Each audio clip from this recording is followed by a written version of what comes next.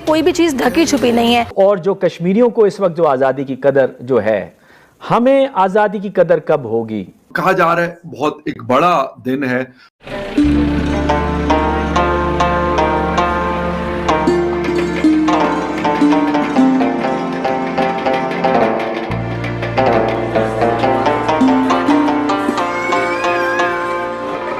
कश्मीर में लाल चौक में पहली बार जो है न्यू ईयर की सेलिब्रेशन की जा रही है। ये जो सजावट दिख रही है आपको, दिल्ली की याद दिला रही है या कश्मीर?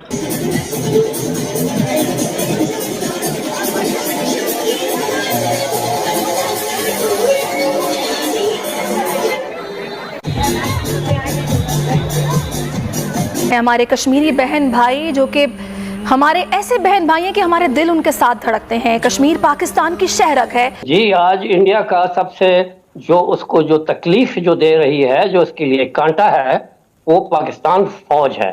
अमेरिका को भी ये मालूम है कि ये न्यूक्लियर पाकिस्तान जो है, ये हमारे लिए आइंदा के लिए जो है ना, ये एक खतरनाक साबित होगा, क्योंकि वो एक मुस्लिम पार। और आज भी अगर किसी को दिक्कत है, अगर जोड़ा अवैसी के साथ साथ और भी मुसलमानों को लगता है या पाकिस्तानियों को भी लगता है कि नहीं भाई भारत में मुसलमानों को बहुत तकलीफ दी जा रही है, तो भाई आप लोग वीजा भेजिए, हम लोग भेज देंगे। आप लोग वीजा भेजिए, बल्क से भेजिए, हम भेजने को तैयार है। आप सीखें कुछ उनसे।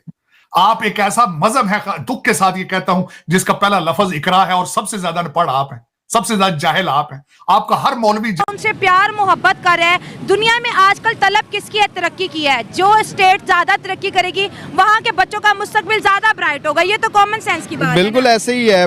तो पूरी दुनिया को जिहाद के जरिए सबको मुसलमान कर दो। यही तो कहता हूँ, यही तो इश्यूज हैं कि आप कहते हैं कि दुनिया से लड़ाई है, जंग है। नमस्कार दोस्तों, जय Hind. The Bharat talk channel में आपका स्वागत है। हम आपको बताने वाले हैं कि कश्मीर में पहले कोई भी सेलिब्रेशन नहीं होता था, टेररिस्ट अटैक होते रहता था। उस टाइम पे कोई भी सेलिब्रेशन नहीं होता था।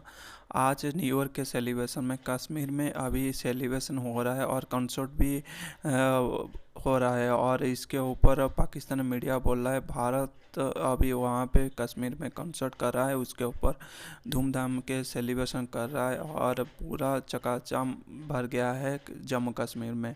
अभी कश्मीर में टूरिस्ट भी बहुत ज़्यादा आ रहे हैं, क्योंकि जब से G20 समिट हुआ है तब से कश्मीर में टूरिस्ट आने लगे हैं, क्योंकि कश्मीर को डेवलप कर दिया गया है और कश्मीर में अभी कोई टेररिज्म नहीं है। और अभी पाकिस्तान में कर्फ्यू लगा हुआ है, कोई भी सेलिब्रेशन नहीं कर सकता। इसके ऊपर आपका क्या राय है कमेंट सेक्शन में ज़रूर बताएं।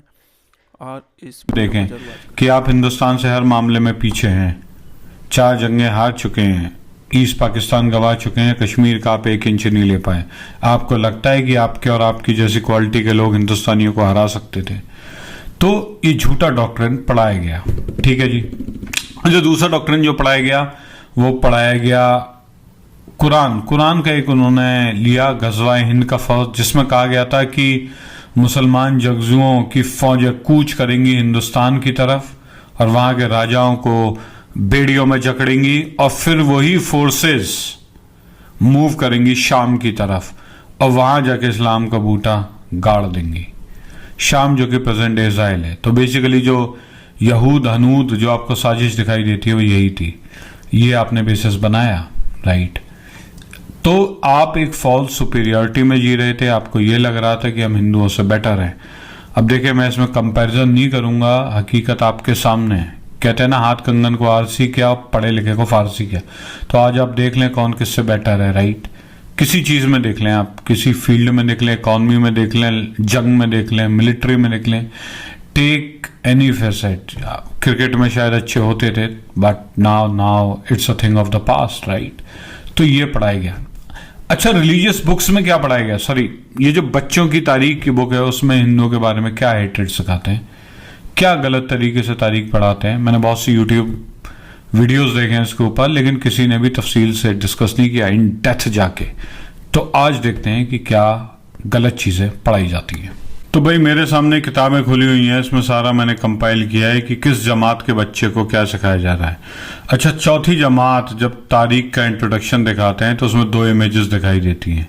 एक टीका लगाए हिंदू, जिसे लगाए बनिया, तो धोखेबाज जालसाज आदमी में आपने बेसिकली एक आदमी जो तराजू लिए हुए है, राइट, तो नीचे बनिया लिखा हुआ है, तो बेसिकली जो बनिए हैं वो धोखेबाज हैं। एक लगाए हुए तिलक लगाए हुए हैं जो कि बेसिकली इंडियन पंडित्स को सिग्निफाई करता है। इन्हें आपने दिखाया गया है चोर।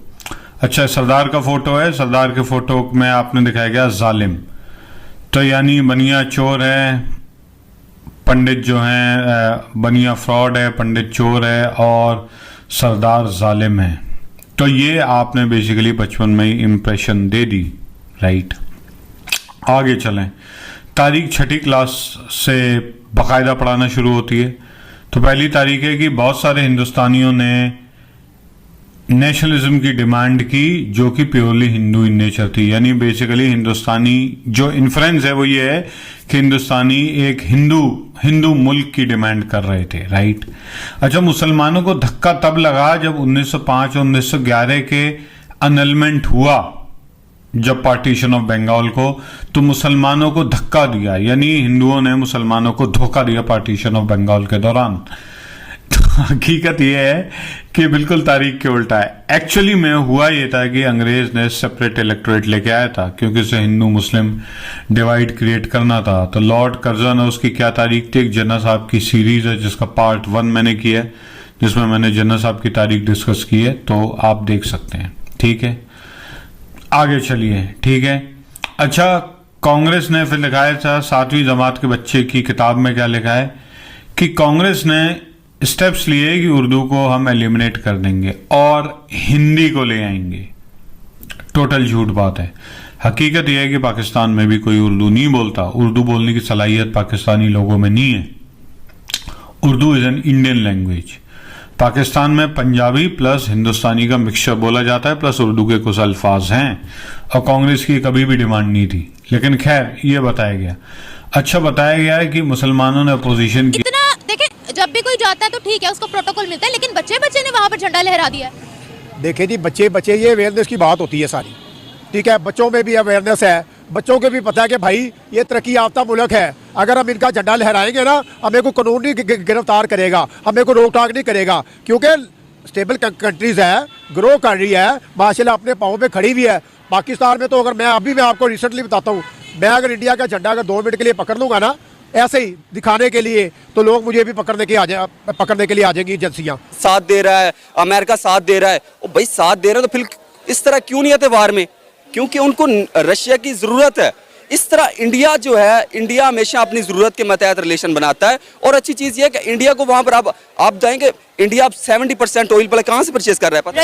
रशिया से। पहले वो कहाँ से करता था? सऊदीया से करता था, इराक से करता था, लेकिन अब उसने अपना जो खैमा है वो ज्यादा उधर, क्योंकि उधर सस्ता मिल रहा है। अब तो ईरान ने भी उन्हें ऑफर कर दिया कि अगर आप रशिया से तेल खरीद सकते हैं अमेरिका के मुखालिफ जाकर, तो आप हमसे भी ऑयल खरीदें।